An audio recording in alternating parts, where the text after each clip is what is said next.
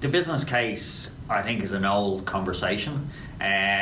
It's just known now that diversity and inclusion is good for clients.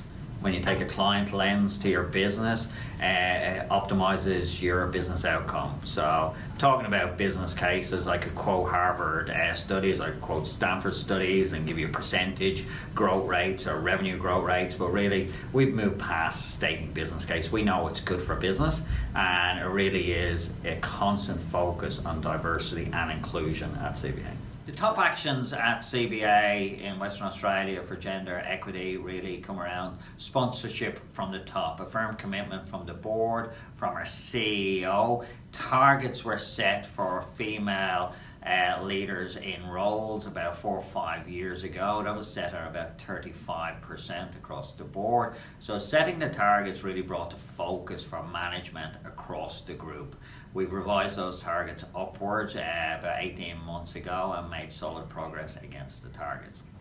The second action is really flexible working. We launched a program here in Western Australia called Can't Flex, and really just allows everybody, both male and female, to find the optimum way for them to work and integrate their life. So that's either working from home, that's different working hours, whether it's part-time, full-time, whether it's on a formal basis, whether it changes in 1 week to another week.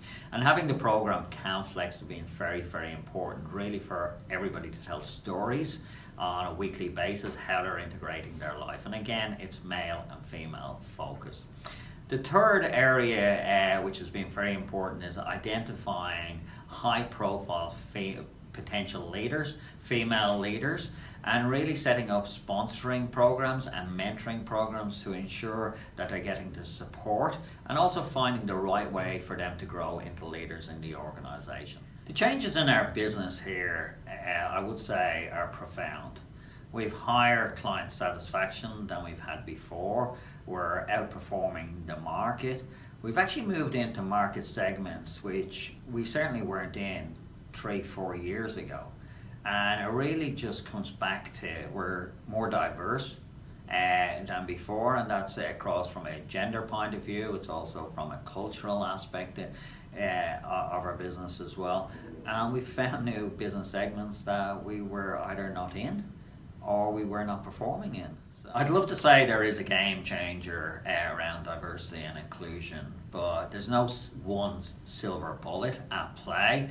And again, a suite of initiatives that have to be very targeted, very constant. It's not something that you just put into a plan at the beginning of a year. You have to stay true to the initiatives that you put into play. They have to be embraced by the full leadership team, and they have to be known to the full organization as well and communicated widely.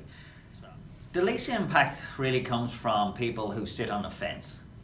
And this can be both male as well as female. We have a suite of initiatives which are really aimed at ensuring that we have a fully inclusive organization. If we have people sitting on the fence and just doing lip service and saying, yeah, it's good, it's okay, it's going to improve over time, they're not showing full commitment. And if we're not matching our organization to the external marketplace, we are missing out on opportunities to grow our business. My personal learnings are really, there's no silver bullet. So although we had strong management commitments several years ago, we've had to spend a lot of time seeing where we were not progressing from a gender equity standpoint, and really finding other initiatives internally and when we look to the market, really to lift our performance. The second learning I must say is the organization is more fun to work in. Our engagement levels from an employee point of view have increased up to 90%. They were solid, but the organization on a daily basis is just more fun.